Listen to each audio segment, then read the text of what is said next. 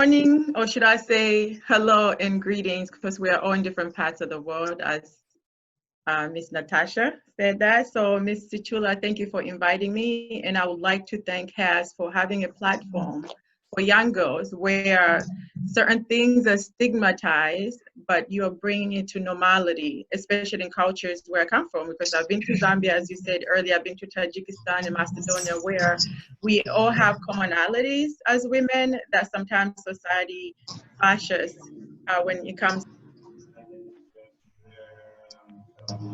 transforming a woman, girl into a woman. For me, I've lived in Zambia, and I know some people, Mm-hmm. I think most of them are in Zambia. So I'm proud of the women that are here, because your goal is to empower young people back home, whether it's in our community or whether it's within our family. We're trying to change that narrative. We're trying to write our stories. So yes, our stories do matter. The way we're growing up, whether it's in a city or outskirt or in a village, it doesn't matter, because I was born in a village. So we start from somewhere, but we have to empower our communities. Education is important. So before we move forward, I just want to thank you, ladies, and to push on. And I will work with you in the future. I hope this is not the last minute that I'll connect with you. So we're talking about women empowerment and mentorship as well. So let's define it. What is mentorship really? So when you look at mentorship, is I'm sure you know you can define it differently, but when it's mentorship, you have someone who is more knowledgeable in terms of intelligent wise, or the community. That person is equipped to pass that knowledge to someone else. An example, a person who inspired me as a mentor. I don't talk to her, but sometimes people come in your life for a little bit, for a long time. This was at the University of Asugu when I was doing my MBA. One of the professors asked me, what do you want to? So she went on a board and drew a circle. This is your target. How are you going to get there? She asked me, what do you want? I said, I want to have a PhD, but I don't know how to fund it. I don't know. I don't want to relocate, because I was already comfortable in my own school. I've been there for a while. I knew people. I knew like things would be easier when you know a professor, you want a graduate assistantship, you're already connected as an individual. I didn't want to move. So change can be painful. She told me, okay, every time I go to a class, you point. You know your target, right? You know your target. So I applied without even telling my family. I got accepted. I had to resign from my job, so I had to relocate. My university had good PhDs, but what I was looking for was international development and gender studies, and State University of New York at Asugo didn't have that, and I had to move. And the question is, where's the money? Especially if you're in another country and your family in another country, you have to find a way. So her as a mentor connected me with the university. They do have graduate assistantship. I didn't get it the first year, but I got it the second year. Sometimes we have to work harder in order to improve ourselves. That I'm worthy for the scholarship, right? And some people have to believe in you. So you have to have someone who believes in you. So that lady, she was actually Caribbean. She was an advisor. So when it comes to mentorship, especially in high school, your teachers, your advisor, whoever you go to, the teacher that treats you good, you know, someone has to believe in you. The teacher that smiles and they're warm to you. Your gut feeling can tell you who is supportive of your dreams. Some of our friends and some of teachers, they don't want you to succeed beyond them. They feel like your competition. But what we should know is that we didn't get to that point on our own. Someone else had to trust you, whether it's your aunt, your uncle, your sister, even a friend. So sometimes when we're in a position of power, we become a little bit selfish. We internalize and personalize things. So I think when it comes to mentorship, we have to look back and not forget those people who empowered us. The lady moved, I forgot her name, she moved, but what I remember that she placed an impact in my life to make me follow my dreams. I was fearful of a new environment of moving. So that's one thing when you talk about mentorship. She knew more. She had a doctorate, and she also coming from a developing country. You know, she was coming from the Caribbean. She had experienced similar things, not the same, that I had gone through. So I want to credit her for that. And I ended up, studying my PhD, finished. And in high school, if ladies, you're in college, I think you said University of Zambia, right? Yes, most of them are in college. Okay. Oh, most of them. So mentorship in college can be one-on-one. If you want, can you still see me, Miss Natasha? Yes, I can see you. All right. So mentorship can be one-on-one, and the type of mentorship you have to seek the type of mentorship you want. You don't want someone to run and have your plan and your future and say, okay, you're going to be a doctor. We want you to move to this country after. We want you to move to Lusaka when you're done. You have to be the driver of your own life. Because sometimes when people take mentorship, they want to own it as if it's their own. And you have to, yes, sometimes when they're older, because mentorship, usually a person is not just knowledgeable, most of the time they're older than us. So we have to be able to find the ways that to tell them, that's not my dream. I want to stay here. That's not my dream.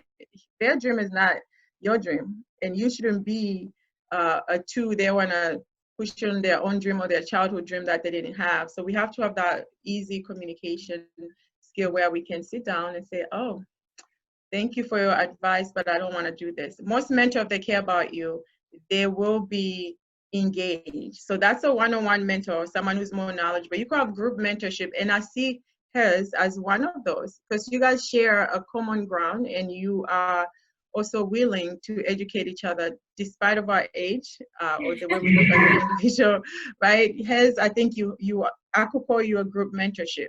You create a platform where you can share ideas, where you can argue, agree to disagree, and also empower each other.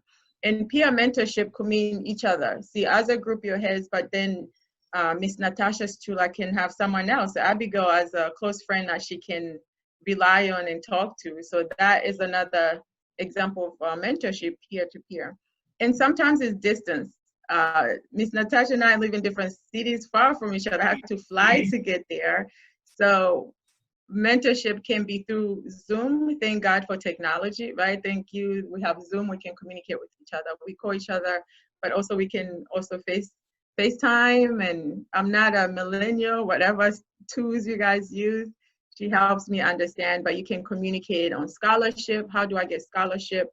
And I came here right after high school, and I was able to face the challenges. And I don't want any other girl that I know who is struggling and they're new in this country. I'm in a US guy, so they're new in this country, and for them to struggle, if I have that information to alleviate that pain or to guide them to find a graduate assistantship or to find, I think you say prefect back home, or here we call a resident assistant. I became one. They pay for your food and board, so that takes away money out of your, the money that you need to pay for school. So those are things that I didn't know until later on. I paid for myself, but if I knew, I would have taken advantage of scholarships.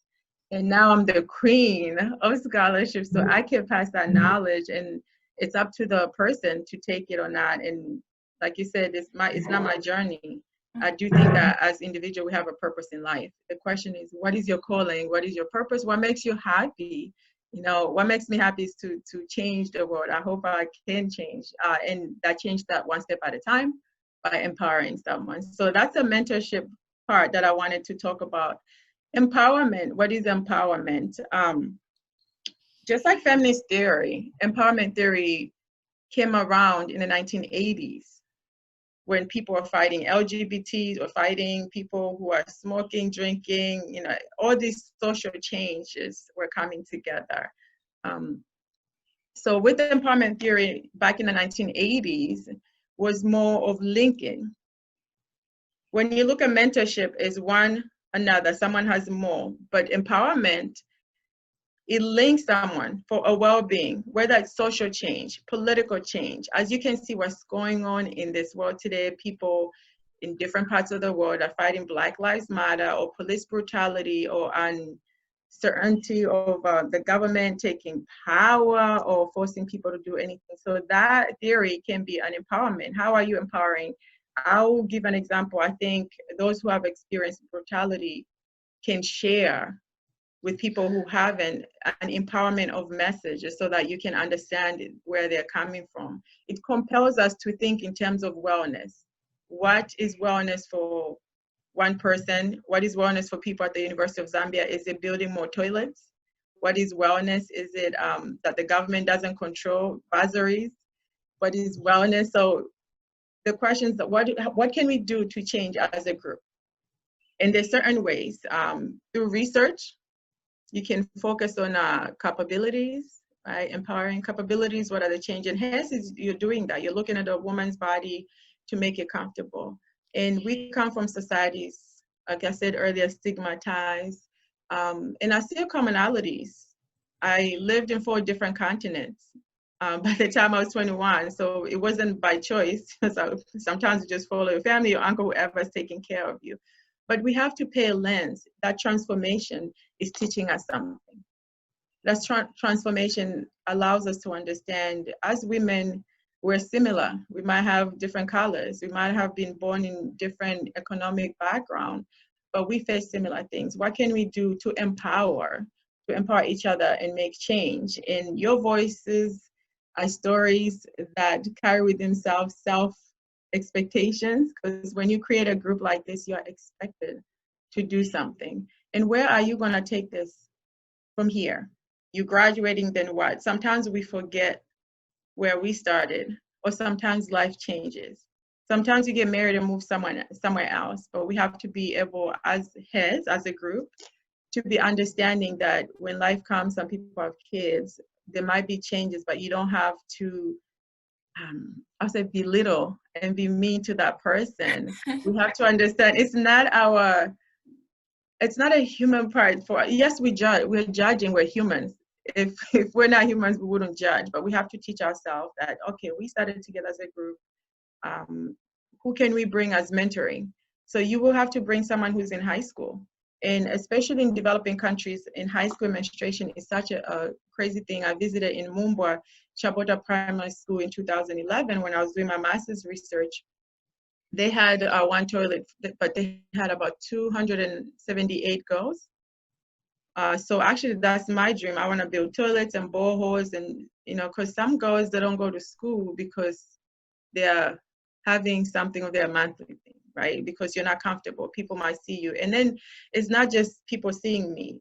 The pads are missing in developing countries. We need to find a platform. So when I saw his existence, I said, okay, this is something I would have loved as growing up, but now I'm grown.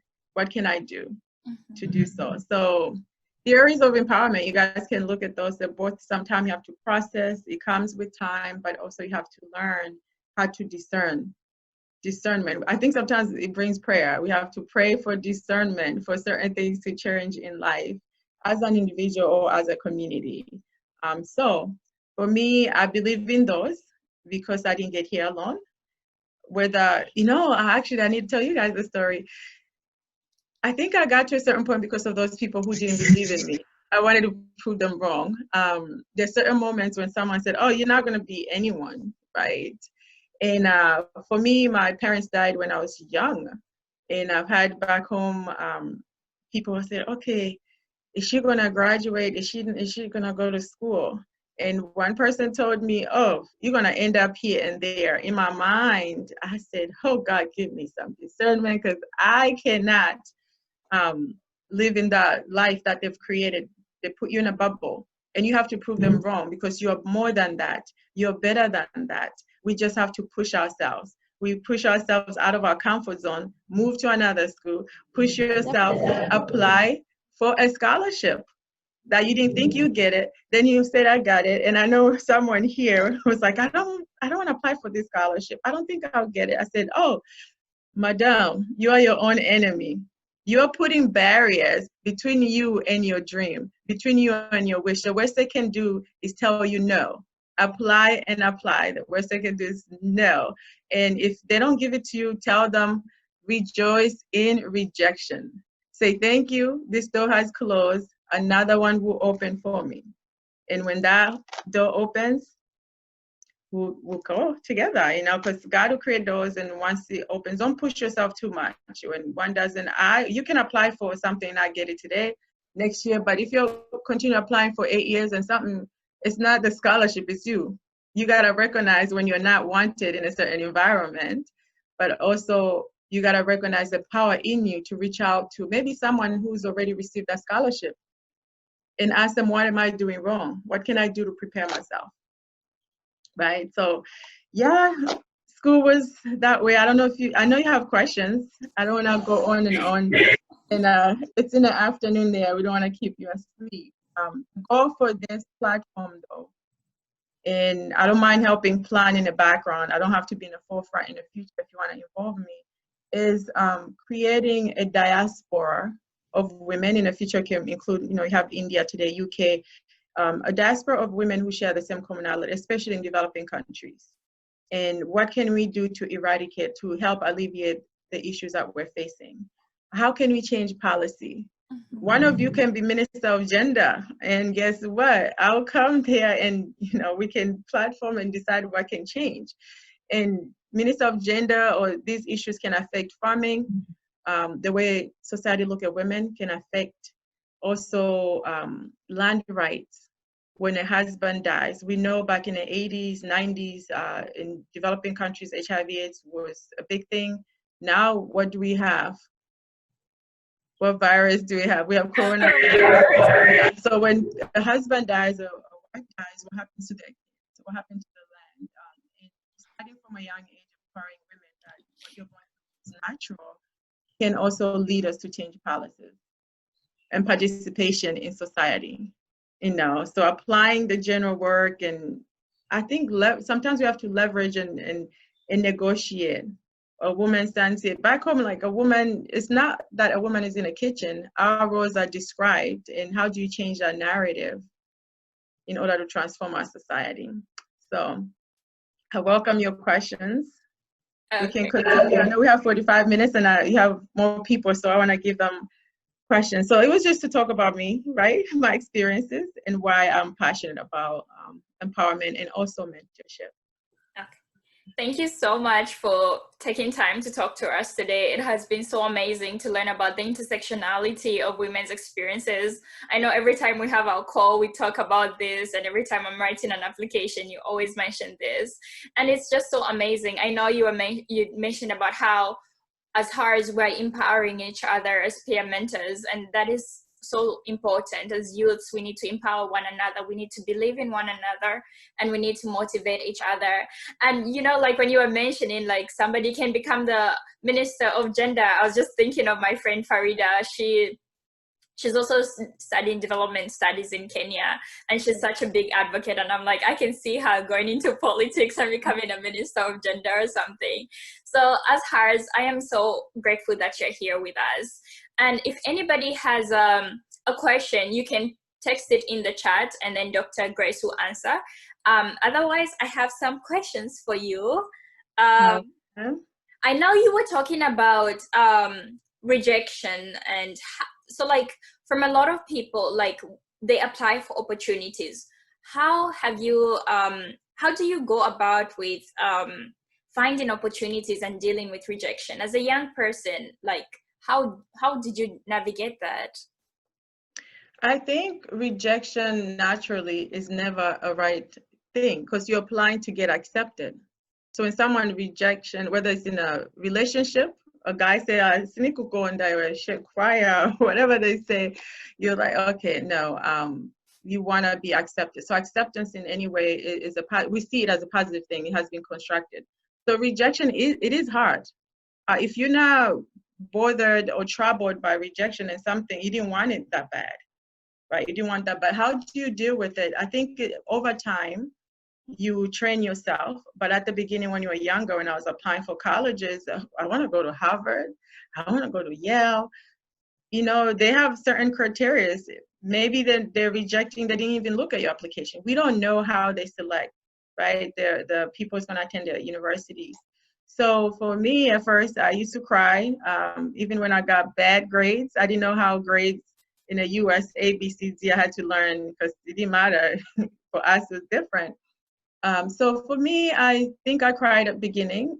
Then I realized something better came out. When you see that something better than what you had applied comes out, you accept that. Sometimes we're working at a job and your boss is mean. It's some of a form of rejection, that rejecting your value and how worthy you are as an individual. So it took time for me. Different universities, when you apply, you see a letter coming home, you want to close your eyes because you're like, oh my God, can someone open the mail? Can my uncle read? You want to call your friend to read because you're afraid, you're scared. We're humans. We have to feel that way. I feel like we have to push on. That's what I did. I'll give you an example. When I applied for my PhD, I flew. I came to Washington, D.C. I applied to VCU, Virginia Commonwealth, University of Maryland, College Park, and I applied at American University. American University is a huge one here. Once you go there, Obama spoke there before he became president. So there's certain opportunities if you want to be in international development, in politics, or just, groundwork in the U.S. and empower people. I didn't get the fellowship. And the only university I applied as a person who lived in New York for 12 years was State University of New York, Buffalo. It was just like, okay, in-state. As you know, when you are out of state in the US, you pay more money than in-state. So I said, oh, maybe God is speaking to me. They don't want me to have loans. And I was so upset. Even today, if someone tells me they graduated at American University, I get mad. They have nothing to do with my decision. I said, oh, you did? I said, oh, that university brings back that feeling. So they accepted me, but didn't give me money. And you have to realize, what are your priorities? My priority was to save money. But if my priority were, okay, my mom is rich, I'm Bill Gates' cousin, I could have went to that school and been okay without paying loans at the end. So I decided to go to a school that was close to home. And when I relocated, it was 3 hours away. I could still see my friends for the next few months. And afterwards, you block them. You're like, okay, I got to study, right? So the way you do with rejection, I think you train your mind. Also, you realize your priority. Your dream has to be realized at some point, and you have to keep pushing. Scholarship, fellowship, being inducted in organizations is not for everybody. Certain things are not for everyone. So you just have to, also, that's a mental health thing. We talk about during quarantine. I don't know how you guys are doing. I don't know if Zambia or other countries have gone. We're still in a quarantine and social distancing. It's something we haven't experienced since I was born. I've never seen anything like this, where you stay in the house for 3 months and you have to wear a mask going outside. You look like an animal. You can't even see your face. If you're waving, like, who's waving me? I can't see your face. So with that quarantine, with everything changing, I think it brings back a mental health. How do you deal with rejection? So we have to have a good close friend, auntie, uncle, or just a regular friend to talk to when you're upset. Because when you're rejected, you must, okay, some people say, let me take a walk, let me do this. We might do some crazy things when we are not happy about the result of what we applied for, but what we can do to exercise and put that, I'll say, empower our mind, massage our brains, have somebody you can talk to. So, and cry too. Yeah. Thank you. I really like your response, especially about how you said we need to prioritize things and also massage our brains whenever we receive rejection. So I have another question. It is from Farida Ali. So her question is there a time that comes and one doesn't need to have a mentor anymore? If yes, when is that?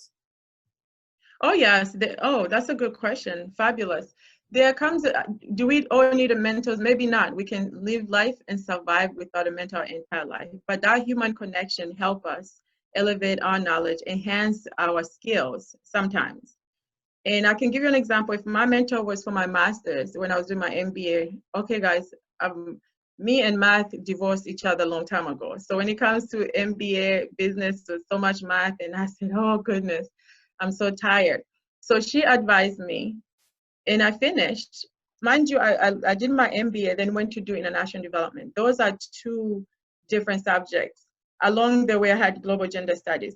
So she couldn't advise me to do gender. She doesn't know, right? It's not her area of expertise. She knows about it, but it's not area of expertise. So I cannot extract enough information I'll use that since this is empowerment, to empower me to succeed in my other journey that I'm seeking.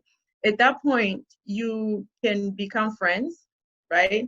And sometimes mentors can be rude as crazy. They can be rude, or they're changing, they're going through hormonal changes. If it's not working for you, yes, it's okay. But sometimes the question is, have I achieved the level what I was looking for, where this person was guiding me. And once I'm there, the meeting. Once I'm there, what else do I need? Because you have to appreciate those people. Send them a card once in a while. Don't forget, we can't forget people, don't forget them. And if the person is not adding value, by value meaning the information that you need, whether it's on a personal level, professional, we know that mentorship has become a culture in many businesses as well. As soon as you get hired, your onboarding, they give you someone who's already knowledgeable to be your guide, your advisor or something. So it's just a social norm now to have someone who knows. But when you feel like you don't need it, the question is, how does that separation happen? I think that's what Abigail said.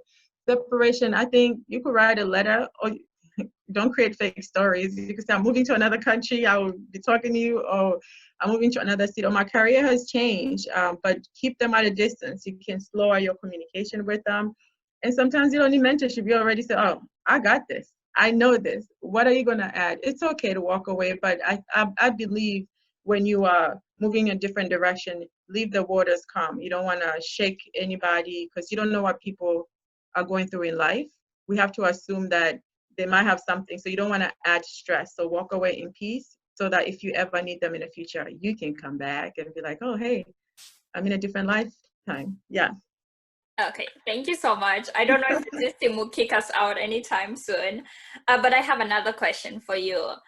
So we're talking about women and youth. I have a question. So young women and youths experience various things that may harm or boost their confidence. How would you encourage a woman to cultivate her confidence and develop a hustle mentality and overcome imposter syndrome? Hustle mentality, where did you get that? From you. Mm-hmm. So ladies, I always say, you gotta hustle. You're competing in a world that is not, all the time is not forgiving, is not empathetic or sympathetic. So you have to walk a walk as if you're one of them. You're competing with people who have money already, people whose worth has been developed, and your confidence level sometimes can be trumped down because of what's going on at home. We have to also note that what affects us in school can also affect us at home, can carry on home or vice versa. What's going on now on household can affect the way we perform in school, and that can affect student success. And what is student success? Success can mean I'm the first generation child going to school. My grandparents didn't go to school. So we define ourselves success. And that can mean historical trauma that people go through, tribal wise, and that can mean childhood trauma. So when you're coming through or from childhood trauma, sometimes we have to know that you can reach that position. But because of what we experience, we're pulled down. Number one, I'll say surround yourself with positive people, like-minded. They don't have to be a biologist.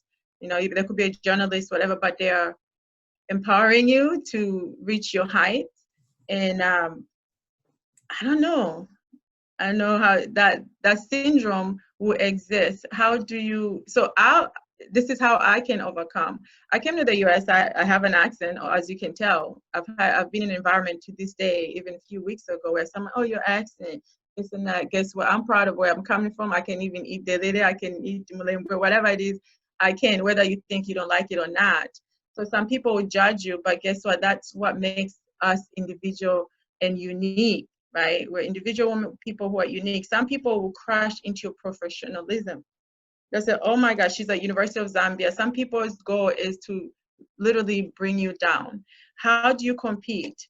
To be assured, for me, I surrounded myself certain people, and some people you gotta walk away. You gotta love some people from a distance. It's okay to love you from a distance, because the closer you come, you're bringing toxic energy, and sometimes we don't need that. Maybe you are bringing toxic energy to them. Also realizing your dream. What do you want to change within your family? For me, I love supporting orphans, orphanage, because I was an orphan at a young age. I love to support girls because I was a girl who experienced different stages. But some people believed in me. Oh, I fought through by myself, but I don't want to keep it in myself. I want to pass it along. So I think if you don't have confidence, you'll build up. Just find people who can empower you. For example, public speaking. Miss Natasha Sichuba, you're like, I'm scared. How am I going to speak at the climate change? She called me. So I said, you know what? Show them who you are. When was the last time they heard a voice from Kitwe? Tell them I'm bringing Kitwe. He's going to stay with you and you're going to remember me. Take that mic. Then this woman talk. She forgot she was fearful. So have someone, just a few words can change the way we feel. But our historical trauma, childhood trauma, our environment, it can affect us to surpass that level of confidence that we want. And guess what? I'm proud of my accent. I'm going to take a mic. I'm going to speak. If you can't get it, you better learn some English or my language. So that's why I tell people. So that's how I overcame. I couldn't speak, but now I can. Okay, thank you so much. We have another question from Notando. Mm-hmm. So Notando said, I once heard someone say you don't choose mentors, they choose you. So in a situation where you've been rejected by someone in a field you wish to advocate for, how best do you seek guidance if the ones that can help don't seem to be able to help? I respect that statement, but I also disagree with it. To my experience, I think you choose each other. It's not just one way. But when you're in high school, you don't know better. They have one guidance counselor. They choose. You still choose them because it's your choice and your gut feeling that tells you to approach the person. And I think mentorship should be organic. It can't be forced. Anything that's forced cannot go smoothly. I was working around here. I saw this lady from South Africa, Dr. Burns. She teaches at Howard. She is not advising me on, she's not advising me on, in the past she didn't, but now she's a person I go to whether I'm writing something, what do you think? It's something professionalism. Even we have become friends. We found each other and connected. Sometimes it's just an organic and you don't have to work together, it has nothing to do with your school, but she is a well-rounded person who has advised me in many issues from personal and she's also South African, so we cultures are similar and we understand each other, and your mentors can be tough too. So do you choose your mentor? You don't. I think you choose each other, because I'll walk away if a mentor I'm asking is not supportive of my dream, is putting down of my family, my friends, or my, when you talk about hers, what you're doing, she's putting down like, oh, your organization, your friends in our group are not good. So I want to fight for my group. I want to fight for my peer who are mentoring me, my peer-to-peer. If that person is not good for you, they're bringing down, adding negativity and bring your friends down as well, I'll walk away. You're not meant for each other. So I will prioritize organically, but also not all of us are blessed to have a mentor on our campus. When that person is assigned to you, let's nurture that relationship and see where it goes. If it doesn't work out, we'll step back, one step back and say, okay, maybe someone else. So I hope I answered that. Was that from Ms. Notando? Yes, it was. Okay. We have about 70, I think, no, let's see, that's 7 minutes. I was counting with my fingers. We have about 7 minutes until the whole system kicks us out. So maybe we can have one more question. Unless somebody has one, you can text it, you can type it. So I want to talk more about women. So my question is, what does it mean to empower women in a context where traditional cultural roles and norms dictate a lack of societal value and rights for women? Lack of societal value. Can you expound on that? Or give me an example. So how would you talk about empowering a woman, maybe from a very rural area in Zambia? How would you empower her when all she has known are like the traditional roles of her culture? All she has known is the things that society is limiting. Like, how can you go about empowering such a woman, especially if she's older? Like, all these knowledge, all these cultural values have been inculcated in her. So how would you go about empowering her? For instance, we're talking about menstrual health hygiene management and the use of the menstrual cup. Some people are not going to be open to using that because of the societal cultural values associated to that.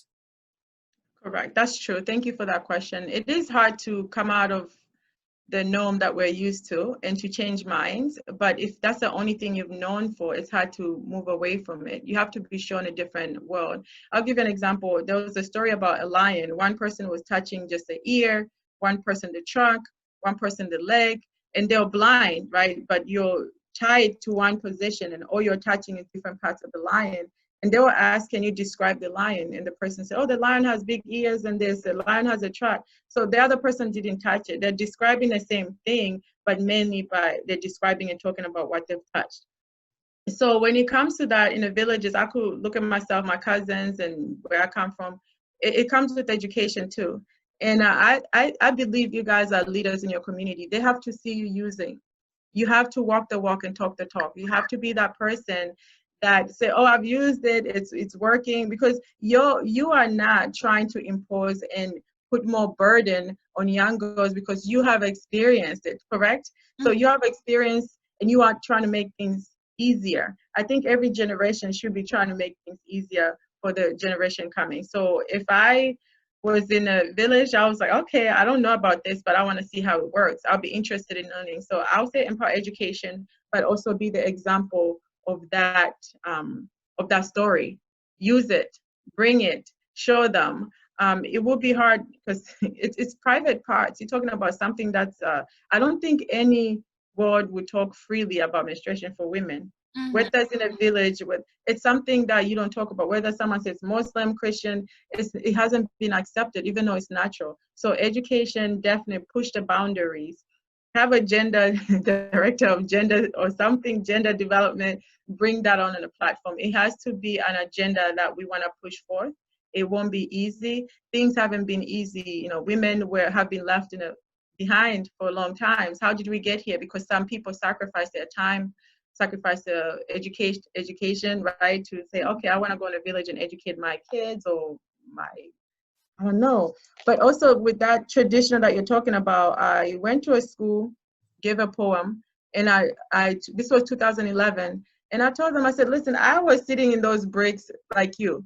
Because we're driving my uncle to Bazungu. I said, no, it's not about Zungu, so they're like, how about Breda? So I had to you have to correct that narrative that is already there. I said, no, I was one of those people. And I asked the girls, what do you want to be? 3 of them said, I want to be a good wife.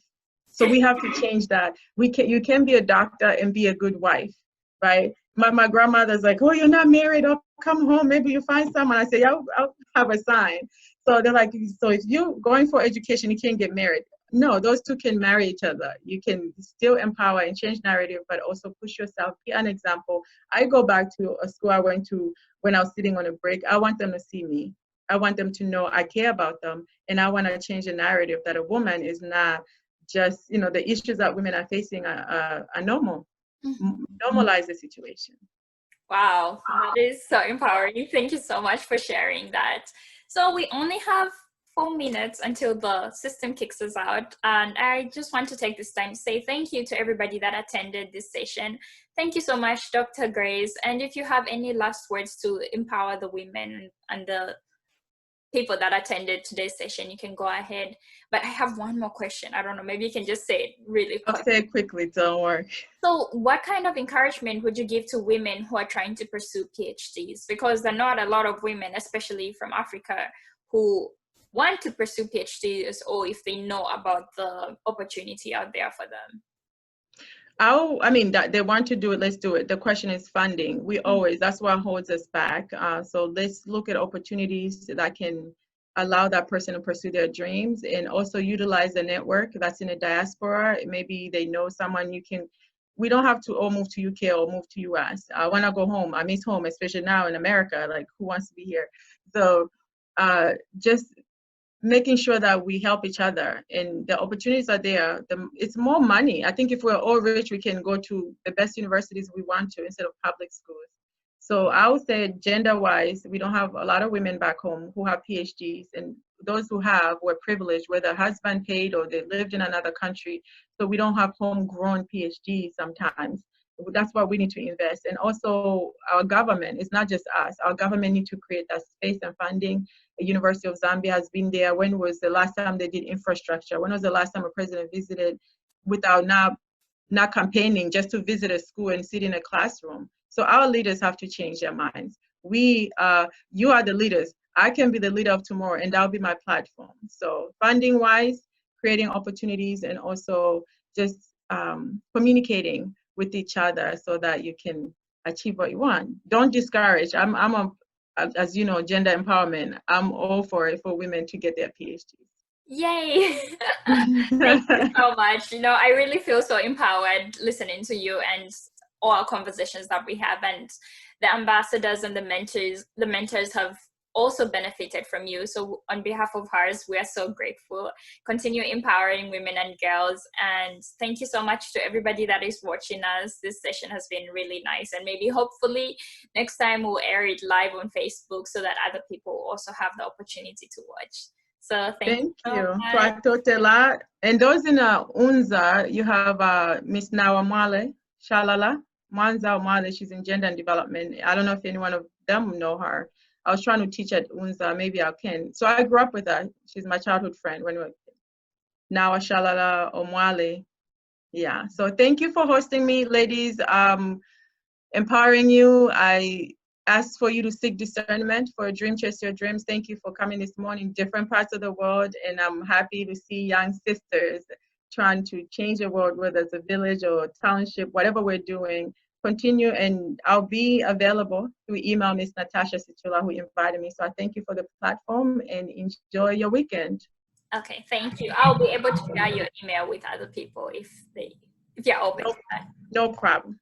Okay, bye. Have a good day, good evening, good night, everybody. Bye.